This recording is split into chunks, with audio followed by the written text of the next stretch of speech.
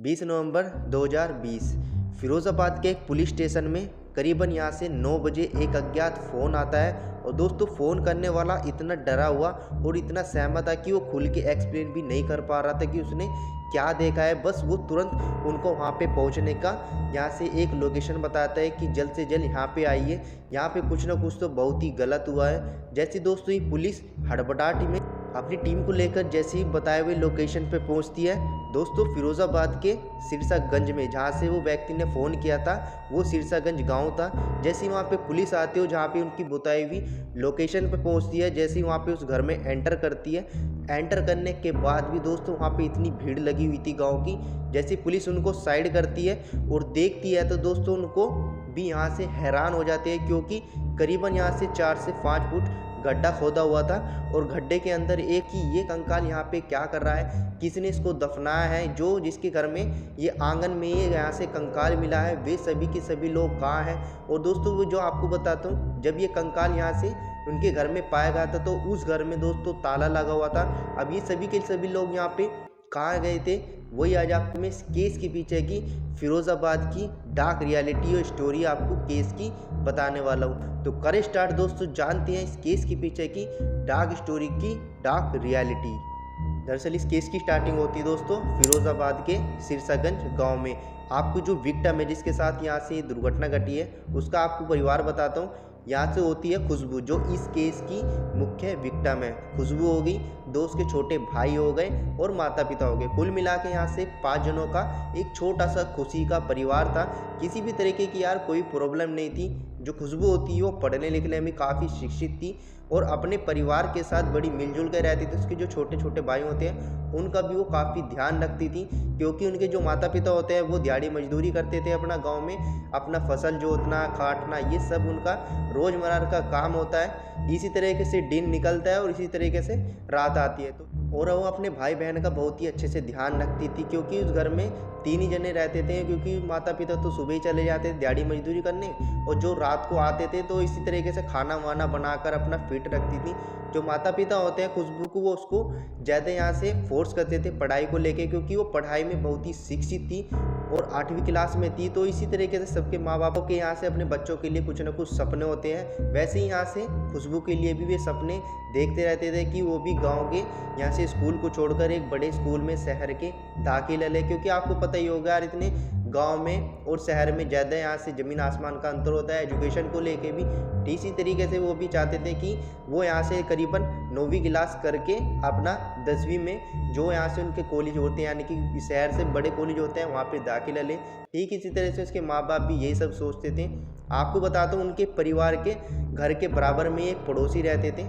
उनका परिवार बताता हूँ यहाँ से। एक तो होता है मुख्य जो यहाँ से कल्प्रेट है मोहित, उसके यहाँ से एक छोटा भाई हो गया और माँ बाप हो गए। जो मोहित होता है वो खुशबू से लगभग यहाँ से 3 से 4 साल बड़ा होता है। जिस टाइम पर वो 8वीं क्लास में थी वो यहाँ से 11वीं के पेपर दे चुका था और 12वीं में आने वाला था। तो लगभग उससे 3 से 4 साल बड़ा होता है और शिक्षित भी होता है। आपको पता ही होगा यार आस पड़ोस में जब घर होते हैं तो बचपन से ही खेलते कूदते रहते हैं, आसपास में आना जाना ये सब रोज़मर्रा की ये तो आम बात होती है सभी की। ठीक इसी तरीके से उनके बीच में भी परिवार के यहाँ से मुलाकात होने लगती है। जो खुशबू की माँ थी वो उसको चाहती थी कि यहाँ से 8वीं से 9वीं में ही डायरेक्ट यहाँ से जो बड़े कॉलेज होते हैं यानी कि जो शहर के कॉलेज थे उनमें ही दाखिला दिलाए। तो तू क्या करती है, मोहित को साइकिल सिखाने के लिए खुशबू को कहती है कि तुम इसको साइकिल सिखा दो, क्योंकि उसके गांव से जो बड़े कॉलेज होते हैं शहर के वो काफ़ी दूर थे। वह कहते हैं कि हम इसको साइकिल दिला देंगे ताकि किसी भी तरह की इसको आने जाने में कोई भी प्रॉब्लम ना हो। तो वो क्या करता है, मोहित उसको खुशबू को साइकिल रोज़ सिखाता है। इसी तरीके से उनके बीच में मुलाकात होने लगती है और रोज़ साइकिल सिखाने के दौरान ही दोस्तों उनके बीच में थोड़ी थोड़ी यहाँ से कम्युनिकेशन स्टार्ट हो जाती है, बातचीत एक दूसरे से करने लगते हैं। क्योंकि जैसे जैसे वो बड़े हो रहे थे तो उनके बीच में थोड़ी बात यहाँ से करना बंद हो जाती है। आपको भी पता होगा यार छोटे छोटे में तो बात कर ही लेते हैं, पर जैसे जैसे उम्र के साथ बड़े होते हैं तो यहाँ से थोड़ा थोड़ा बात करने में हिचकिचाहट सी होती है। ठीक इसी तरीके से जैसे ही वो साइकिल उसको सिखाता है, रोज़ की तरह साइकिल सिखाता है, तो उसके भी कहीं ना कहीं दोनों के बीच में जो दूरियां थी वो भी कहीं ना कहीं नज़दीकियाँ बन जाती है। रोज़ दोनों एक दूसरे से बात करते हैं। दोस्तों बात भी ऐसी होती है कि वो कहीं ना कहीं एक दूसरे को पसंद करने लगे थे। जो खुशबू होती है वो भी उसको चाहने लगी थी। दोस्तों खुशबू उसको इतनी मन ही मन चाहने लगती है, वो कभी कभी तो ये कहती है कि मैं तुमसे ही शादी करूँगी। ऐसे करते करते इन दोनों के बीच में उनके प्रेम पर्सन को लेके लगभग यहाँ से 1 साल ऐसे ही बीत जाता है। जैसे ही वो 9वीं में आती है, साइकिल वगैरह उसके पास सब थी और कॉलेज में भी एडमिशन ले लेती है। तो इसी तरीके से उन दोनों के बीच में जो सब कुछ चल रहा था किसी को भी यहाँ से कानो कान खबर नहीं थी और पता भी नहीं था, क्योंकि जो खुशबू होती है उसके परिवार वाले होते हैं, उनको भी इन दोनों के बीच में कुछ नहीं पता था, क्योंकि वे सुबह जाते थे शाम को आते थे, उनको नहीं पता क्या हो रहा है क्या नहीं हो रहा है। इसी तरीके से लगभग उनको 1 साल ऐसे ही बीत जाता है। वैसे ही बीत जाने के बाद जो खुशबू होती है वो उसके ऊपर यहाँ से प्रेशर बनाना स्टार्ट कर देती है शादी को लेकर, कि मैं तुमसे ही शादी करूँगी, तुम मुझसे कब शादी करोगे। तो इसी तरीके से जो यहाँ से मोहित होता है वो उसको शादी के लिए बिल्कुल मना कर देता है कि यार अभी हम दोनों छोटे हैं, ये सब करने के लिए अभी पूरी उम्र पड़ी है, फिलहाल तुम अपने करियर पे ध्यान दो, मैं भी अपने करियर पे ध्यान दूंगा, जैसे भी होगा हम आगे सोच लेंगे इसके बारे में। पर जो खुशबू होती है वो सिर्फ और सिर्फ अपने बात पे अड़ी हुई थी, क्योंकि उसको लग रहा था कि वो कभी उसको धोखा ना दे दे। इसी तरीके से वो उसको शादी का हर दिन उस पर प्रेशर बनाती रहती थी। आए दिन वो यहाँ से जब भी मिलने से पहले उसको ऊपर यही दबाव बना के रखती थी कि तुम मुझसे शादी कब करोगे। वो धीरे धीरे जो मोहित होता है वो उससे इरिटेट हो जाता है और थोड़ा थोड़ा उससे दूरी बचाना अपना स्टार्ट कर देता है, क्योंकि वो उससे इतना इरिटेट हो चुका था। क्योंकि जब भी वो बात करती थी सिर्फ और सिर्फ उसके पास एक ही टॉपिक था कि तुम मुझसे शादी कब करोगे। ये सब सुनने के बाद जो मोहित होता है वो इतना फ्रस्ट्रेट और इरिटेट हो जाता है कि यार मैं इससे पीछा कैसे छुड़ाऊँ। आखिरकार दोस्तों लगभग 1 साल होने के बाद उनके रिलेशनशिप में एक ऐसी बहुत ही दर्दनाक ऐसी मिस्टेक हो जाती है। और एक दिन तो दोस्तों जो खुशबू होती है वो इतनी हदें पार कर देती है। 8 जुलाई को लगभग वो क्या करती है, जैसे शाम होती है, अचानक से दोस्तों जो मोहित होता है उसके घर पर यहाँ गेट पर उसके खटखटाने की आवाज़ आती है। और आवाज़ ऐसी आती है कि एकदम इतनी हड़बड़ाहट में थी। जैसे वो गेट खोलता है, गेट खोलने के बाद वो क्या देखता है कि उसके पास 2 बैग है। और जो खुशबू होती है वो तुरंत यहाँ से उसकी बाहों में गोली भर लेती है और यहाँ से उसे कहती है कि मैं तुम्हारे साथ शादी करूँगी, मैं तुम अपना घर बार सब छोड़ आई हूँ, मेरे जो कपड़े लत्ते हैं वो भी मेरे बैग वगैरह में हैं। तो इसी तरीके से जैसे वो उसको सुनता है तो वो एकदम भौचक्के रह जाता है। वो तुरंत उसको खींचता है और उसके दोनों बैग अपने घर के अंदर लाता है और गेट बंद कर देता है। गेट बंद करने के बाद वो इतना उसको समझाता है कि तुम एक जना यहाँ पे बैठो, मेरी बात ध्यान से सुनो। ये सब करने के बाद हमारी पूरी ज़िंदगी, यार तो मैंने कितनी बार कहा है फिलहाल तुम अपने करियर पर फोकस दो, क्योंकि तुम भी इतनी बड़ी नहीं हुए, अभी तुम फिलहाल 10वीं क्लास में हो, तुम्हें इतनी नॉलेज नहीं है, तुम्हें सिर्फ ये प्यार ही लग रहा है आगे जाके कि हमारे साथ क्या होगा क्या नहीं होगा। क्योंकि वो इतना समझदार था, क्योंकि वो 3-4 साल उससे बड़ा था, पर वो करता क्या, क्यों अब उसकी बात इतनी सुन लेता है, वो इतना फ्रस्ट्रेट हो जाता है। आखिरकार दोस्तों वो अपनी गुस्सा निकालने के लिए वो क्या करता है, वहाँ पे पड़ा हुआ एक डंडा होता है, यानी कि गांव में आपको पता ही होगा किनारे होते हैं गाँव के, उन पे वहाँ पे डंडे वगैरह खड़े रहते हैं। वो क्या करता है, इतना फ्रस्ट्रेट होने के बाद तुरंत उसके सिर में डंडा मार देता है। वो डंडा मारने के बाद वो इतना पागल हो चुका था, उसकी बात सुनकर वो लगातार उस पर सिर पर वार करता रहता है। वार करने के बाद लगभग 3 से 4 बार वार करता है। वहाँ पे इतनी ब्लीडिंग हो चुकी थी, वो एंड मौके पे यहाँ से अपना दम तोड़ देती है। अब ये सब होने के बाद वो लगभग एकदम से भुचक्का रहता है कि मैंने क्या कर दिया। वो 4 से 5 मिनट तक तो वहीं पे बैठा रहता है। जैसे ही उसके घर वाले आते हैं वो देखते हैं कि भाई चिल्लम चिल्ली हो रही है पूरी, जैसे आके देखते हैं, आके देखने के बाद उनकी भी आंखें फटी की फटी रह गई थी, क्योंकि जो खुशबू होती है वो तो ज़मीन पर पड़ी हुई है और उसके मोहित के हाथ में एक खून से सना हुआ एक डंडा होता है। वे सब देख के चौंक गए थे कि हाँ इसने ही कुछ ना कुछ इसके साथ कर दिया है। ये सब होने के बाद लगभग 1 घंटे तक तो वे कुछ भी किसी के साथ भी नहीं बोलते, क्योंकि उनको पता भी नहीं था कि उनके घर में क्या हो रहा है क्या नहीं हो रहा है।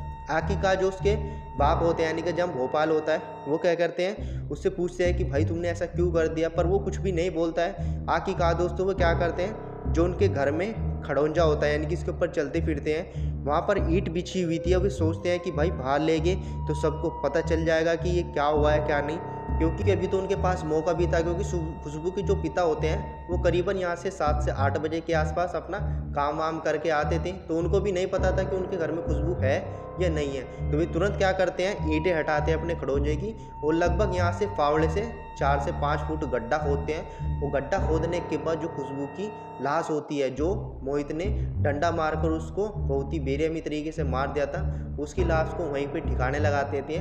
और ठिकाने लगाने के बाद मिट्टी विट्टी से सब कवर कर देते हैं और उसके ऊपर ईंट बिछा देते हैं। पर इतनी भी सफाई से ईंट नहीं बिछी थी क्योंकि वो थोड़ी उभी हुई थी। इससे पता लग रहा था कि यहाँ पे कुछ ना कुछ दबाया गया है। ये सब होने के बाद वे प्लान बनाते हैं कि हमने अब इसको ठिकाने तो लगा लिया, पर हमें यहाँ से जल्द निकलना पड़ेगा। वे तुरंत क्या करते हैं, भोपाल के लिए रवाना हो जाते हैं करीबन 11 से 12 बजे के आसपास। अब ये तो हो गया था। अब जो खुशबू के माता पिता होते हैं, भाई बहन से जो छोटे थे, उनसे पूछते हैं कि खुशबू कहाँ है। तो उनको भी नहीं पता था कि वो गई तो गई कहाँ है, बस उनको ये पता था कि 2 बैग लेके वो घर से निकल चुकी है। अब जो उसके माता पिता होते हैं वो भी, उनको भी लग रहा था कि वो किसी के साथ भाग तो नहीं गई है। वो तुरंत यहाँ से पुलिस में रिपोर्ट लिखवाते हैं। पर जो पुलिस होती है वो 24 घंटे तक रुकती है, क्योंकि गुमशुदा की रिपोर्ट 24 घंटे के अंदर अंदर नहीं लिखी जाती। जैसे 24 घंटे हो जाते हैं वो तुरंत पुलिस स्टेशन में जाते हैं, उनकी रिपोर्ट लिखवाते हैं। पुलिस भी यहाँ से ढूंढते ढूंढते 3 दिन हो जाते हैं, 4 दिन हो जाते हैं, हफ्ता बीत जाता है, महीना बीत जाता है, यहाँ तक कि दोस्तों सालें बीत जाते हैं, पर कुछ भी अता पता नहीं होता। खुशबू गई तो गई कहाँ है, किसके साथ भागी है, कहाँ पे गई है। ऐसे ही लगभग दोस्तों 1 से 1.5 साल ऐसे बीत जाता है। अब दोस्तों ये चौंकाने वाली बात ये होती है कि जो खुशबू के पिता होते हैं उनको एक बात खटकती है कि जो हमारे पड़ोसी रहते थे पास में, जो मोहित का परिवार होता था, वो यहाँ से जब से ही गायब है, जब से खुशबू गायब है। अब उनके दिमाग में भी ये पॉइंट आउट हो जाता है कि यार कहीं ना कहीं कुछ ना कुछ तो गड़बड़ हुई है, क्योंकि जब से ये भागे हैं और जब से हमारी खुशबू गायब हुई है, ये दोनों की कहीं ना कहीं यहाँ से बात नहीं बैठ रही है। वो गांव वालों को बुलाते हैं। गांव वालों को बुलाने के बाद जैसे उनके घर में ताला लगा हुआ था, वो उसको ताले को यहाँ से तोड़ते हैं। तोड़ने के बाद सभी गांव के जो एरिया वो लेते हैं, यानी कि जो आदमी होते हैं, तुरंत उनके घर के अंदर जाते हैं। अंदर जाने के बाद जहाँ पे आपको मैंने बताया था कि जो ईंटें होती थी वो थोड़ी उभरी हुई थी, वे सारी जगह तहकीकात करते हैं। आखिरकार दोस्तों जो ईंटें उभरी हुई थी उसको हटाते हैं और गड्ढे को जैसे जैसे खोदते स्टार्ट कर देते हैं। उनके अंदर दोस्तों वहाँ पे उसको उस लड़की का कंकाल मिलता है जो खुशबू होती है। अब ये नहीं पता था कि उनको ये खुशबू की कंकाल है। वो तुरंत यहाँ से पुलिस को फ़ोन करते हैं। पुलिस को फ़ोन करने के बाद जैसे पुलिस इन्वेस्टिगेशन के लिए आती है और जो कंकाल होता है उसको DNA उसके परिवार वालों के साथ मैच करा देते हैं। तो मैच भी यहाँ से क्लियर हो जाता है कि हाँ ये कंकाल यहाँ से खुशबू का ही है, क्योंकि जो DNA होता है उसकी मम्मी से मैच हो जाता है। वो बहुत तेज रोना स्टार्ट कर देते हैं। और दोस्तों जो खुशबू के माता पिता होते हैं उनके भी यहाँ से पैरों तले ज़मीन खिसक जाती है, क्योंकि 2 साल तक जो खुशबू का आता पता ही नहीं था। और पता भी कैसे चला कि वो दफन है 1.5 साल से किसी के घर में। अब ये क्या होता है, पुलिस होती है वो तुरंत तहकीकात में लग जाते हैं कि ये घर किसका है, ये घर वाले यहाँ पे कहाँ गए हैं। आखिरकार दोस्तों उनको जो उनके रिश्तेदार होते हैं मोहित वालों को, उनसे पता चलता है कि वो एक जगह यानी कि राजस्थान के एक एरिया होता है वहीं पे गांव में छुपे हुए हैं। वो तुरंत यहाँ से राजस्थान की पुलिस को फ़ोन करते हैं। फ़ोन करने के बाद उनको तुरंत गिरफ्तार किया जाता है और फिरोजाबाद थाने स्टेशन में लिया जाता है। पूछताछ करने के दौरान दोस्तों उससे पता चलता है कि मोहित ने फ्रस्ट्रेट होकर उसके यहाँ से हत्या की है, क्योंकि वो बार बार उसके ऊपर दबाव बना रही थी कि मुझसे शादी करो शादी करो। इसी तरीके से उसने यहाँ से फ्रस्ट्रेट होकर उसकी हत्या कर दी और 1.5 साल तक अपनी जो घर की ज़मीन होती है उसी के अंदर उसको दफना के रखा, ताकि किसी को भी पता ना चले, और चुपचाप जाकर राजस्थान के एक छोटे से गांव में यहाँ से छिपकर बैठ गए। और वो कहते हैं ना कि दोस्तों कभी ना कभी चोर भी कहीं ना कहीं पकड़ा जाता है। ठीक इसी तरीके से मोहित के परिवार वालों को भी यहाँ से पुलिस अरेस्ट कर लेती है। और अरेस्ट करने के बाद आखिरकार जो खुशबू होती है उसके यहाँ से हत्यारों को सज़ा मिल जाती है, और जो भी मोहित के परिवार वाले हैं वो जेल में हैं और अपनी सज़ा काट रहे हैं। दोस्तों ये केस कैसा लगा आपको कमेंट करके बताना। और यदि आप भी इस एरिया से यानी कि जो फिरोजाबाद का एरिया है उससे यहाँ से केस देख रहे हैं तो कमेंट करके बताना कि ये हमारे इधर का ही केस है। वीडियो को यहीं पे एंड करते हैं। आपको कैसा लगा लाइक से सब्सक्राइब कर लेना। मिलते हैं किसी और क्राइम से रिलेटेड वीडियो के साथ। तब तक अपना ध्यान रखिए, सतर्क रहिए, देखते रहे easy tech channel. Take care and bye.